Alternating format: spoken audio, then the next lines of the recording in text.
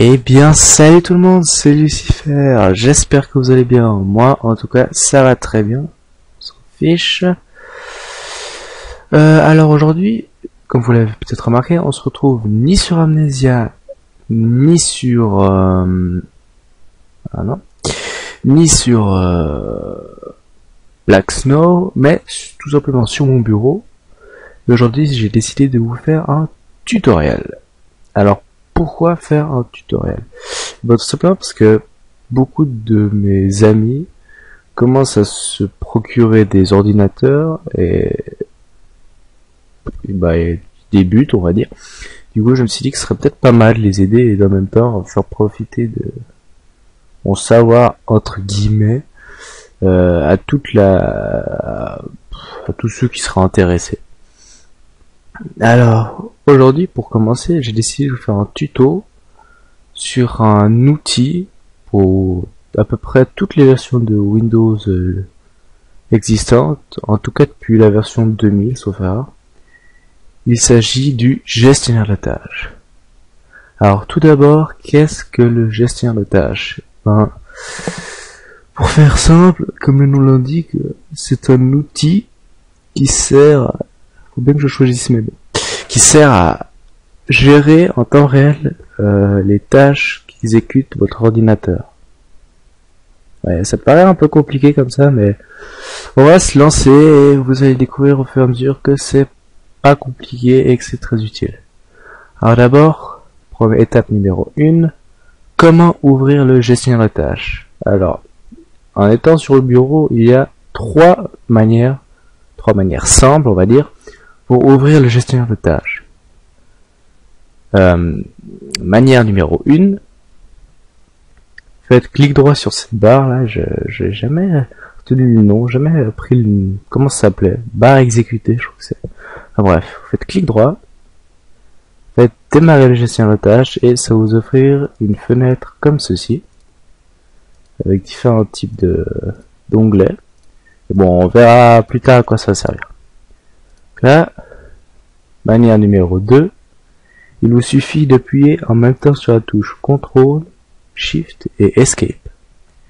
Et ça vous ouvrira encore une fois application, voilà, tout ça, c'est la même fenêtre qu'avant, exactement.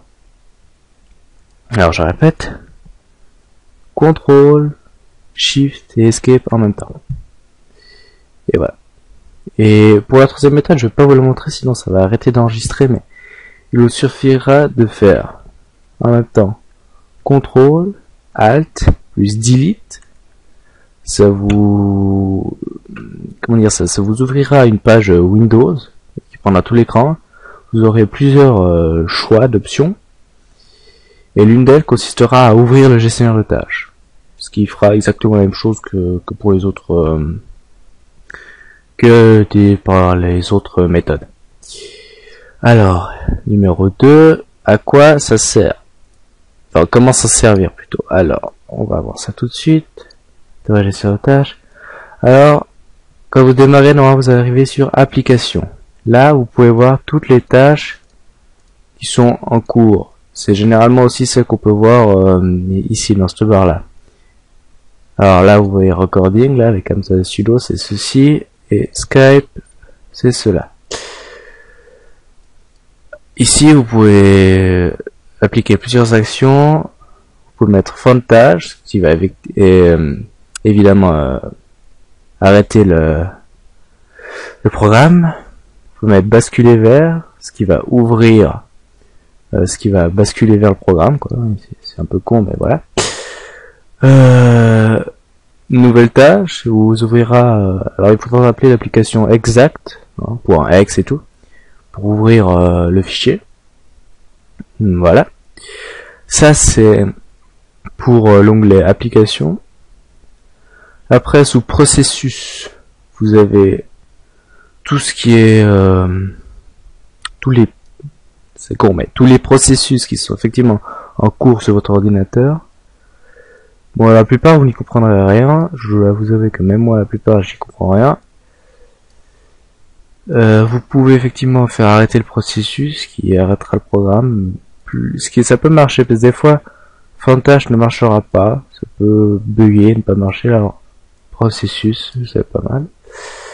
Après, dans service, on va un peu oublier cet onglet. Ça, c'est dans les trucs plus sophistiqués. Je sais peut-être un autre tuto. Ça peut parfois aider à résoudre certains problèmes dans le système. Enfin bon, c'est pas très utile. Ensuite, performance. Alors à gauche, vous avez deux, je sais pas comment vous appelez ça, deux diagrammes ou je sais pas quoi. Le premier où c'est marqué UCI utilisé, c'est, sauf erreur, votre processeur, hein, ça peut les pourcents que votre ordinateur utilise pour voilà, historique de l'utilisation du processeur qu'il utilise en cours. Ensuite, mémoire, c'est la mémoire vive, donc la RAM que votre ordinateur utilise actuellement. Donc moi, par exemple, là, c'est 1,84 Go. Enfin bref. Rien d'autre à faire sur cet onglet-là. Mise en réseau. Enfin voilà quoi. Le nom d'onglet parle pour lui-même quoi. Vous verrez toutes les cartes réseau que vous possédez. Ça, je sais pas trop à quoi ça sert. Je me suis jamais vraiment intéressé. Et sous utilisateur, vous verrez les utilisateurs, l'idée, le statut, la session, donc la console, c'est gestion de tâche. Après, étape numéro 3, me direz-vous, ah, c'est génial tout ça, mais à quoi ça peut, putain, m'être utile? Eh ben, c'est très simple. Beaucoup de mes copains sont là, merde, putain, mon jeu a craché, bah, faut que j'éteigne mon ordinateur, je le rallume, ça prend du temps, et c'est pas bon pour l'ordinateur. Alors, au lieu de faire ça, c'était simple. Imaginons que vous avez un cas classique, par exemple, Black Ops 2 a cessé de fonctionner et tout. Enfin, le jeu crash, freeze, voilà, votre écran est frisé. Alors, surtout comme ça. Alors, plusieurs solutions. Malheureusement, celle-ci ne sera pas nécessaire, possible, étant donné que normalement, si vous jouez en plein écran, vous n'aurez pas cette barre. Donc, vous pouvez appuyer sur CTRL, SHIFT et ESCAPE, ce qui normalement vous fermera, enfin vous cachera comme si vous cliquez celui-là sur le jeu, et vous ouvrira ceci. Soit vous faites l'autre méthode, pardon, que je vous ai expliqué, la dernière, c'est CTRL, ALT et DELETE. Et vous faites gestion de tâches. Après, vous aurez donc le jeu en cours là sous application. Vous ferez, par exemple, là, si je suis sous recording, vous faites clic droit. Alors, soit vous pouvez mettre fin de tâche, mais ça peut ne pas toujours marcher. Ce que je vous conseille mieux, ce que vous avez mieux temps de faire, c'est faites clic droit sur l'application que vous voulez fermer. Vous faites aller dans le processus. Là, ça va directement vous donner le processus qui correspond à l'application. Et vous faites arrêter le processus. Bon, ça vous fera tout un truc, blablabla, ça peut engendrer des programmes, une déstabilisation, bref. Mais ça, on s'en fout, ça m'est jamais arrivé. Évidemment, ça peut vous arriver. Après, je peux pas garant de rien. Enfin bref, vous cliquez sur OK, ça vous quittera le programme, et surtout, ça vous évite devoir éteindre l'ordinateur. Ce qui est, je trouve, une manière très pratique de faire les choses. Ça peut vous être utile aussi... je sais pas, par exemple, moi qui utilise Firefox, ça peut vous arriver qu'un Firefox crash, que vous fermez la fenêtre puis que vous voulez réouvrir, ça me mettait une erreur s'est produite, Firefox est toujours en cours d'exécution. Ah, classique. Alors dans ce cas-là, vous allez sous le gestionnaire de tâches, processus, vous cherchez un petit peu Firefox. Bon, tenez, là par exemple, je joue Firefox. Voilà. Vous cherchez un petit peu jusqu'à trouver firefox.exe. Voilà. Faites arrêter le processus. Là, à chaque fois, si vous mettez ça, ça peut être un système instable. Bref, on s'en fout. Vous mettez arrêter le processus, ça vous fermera.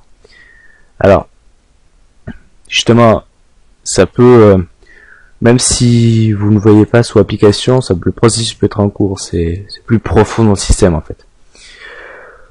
Voilà, c'était un peu tout pour le gestionnaire de tâches. Un petit outil très pratique que j'espère que ce tutoriel vous aura appris à utiliser.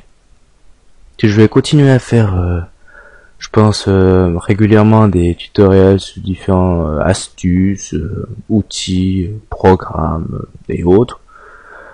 Sinon, dans la journée, une nouvelle partie de mon playthrough sur Black Snow ou Amnesia devrait suivre. Mettez un pouce vert si ça vous a aidé. N'hésitez pas à laisser un commentaire si ça n'a pas marché, si vous avez des problèmes, ou même si vous voulez que je fasse un tuto pour un programme ou quelque chose en particulier.